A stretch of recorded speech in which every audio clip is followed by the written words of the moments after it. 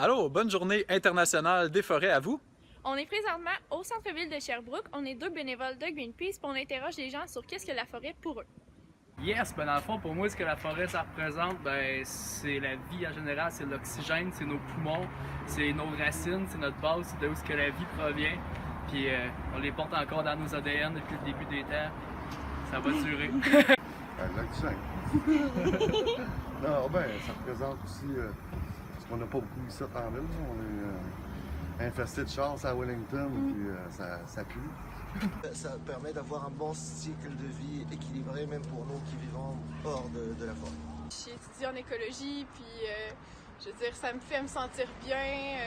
J'aime ça, sentir l'odeur de la nature quand je me promène en forêt. C'est un écosystème super riche qui a une biodiversité extraordinaire. Récemment, qu'est-ce qui se passe dans la forêt boréale? Bien, on a vu que le ministre Blanchette a décidé d'abandonner la conservation de l'habitat du caribou de Val-d'Or, qui est la forêt boréale.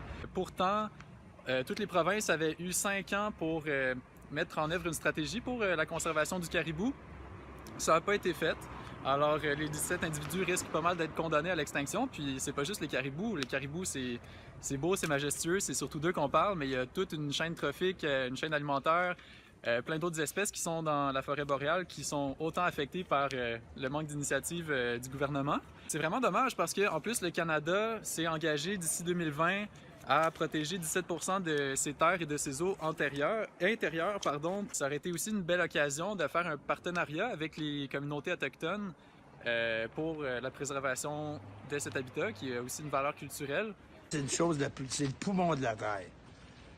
Moi, j'ai été élevé dans une ville qui s'appelle Sorel, mais en banlieue. Okay. Et il y avait des arbres. Et aujourd'hui, c'est rasé. C'est des maisons, des bungalows. Ouais.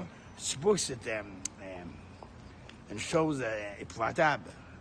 Mais si tu fais ça des milliers de fois...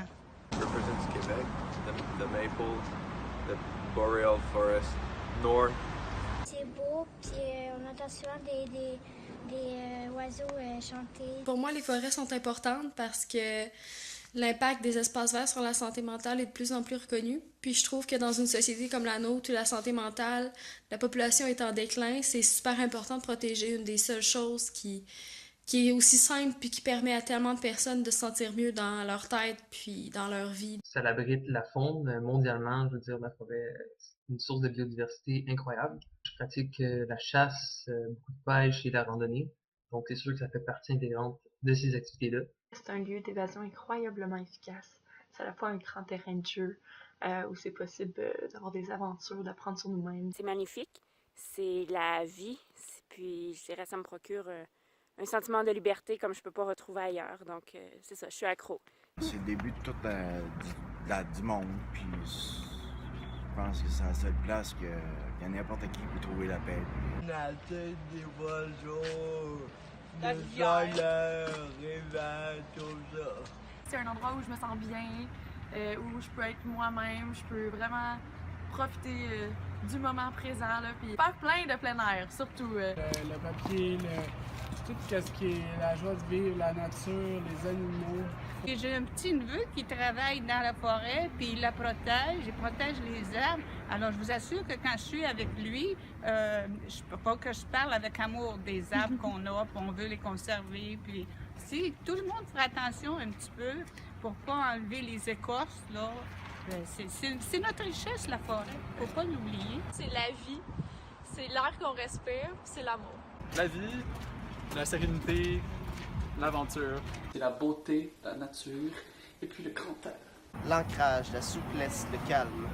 C'est le milieu de vie dans lequel j'aimerais être le 3/4 de ma vie. J'ai hâte au printemps pour pouvoir retourner marcher en forêt. Alors, on est posé? Oui, on va dire bonne journée des forêts. Bonne journée des forêts, ça ne fait que commencer. On va le dire en même temps. 1, 2, 3. Bonne journée des forêts!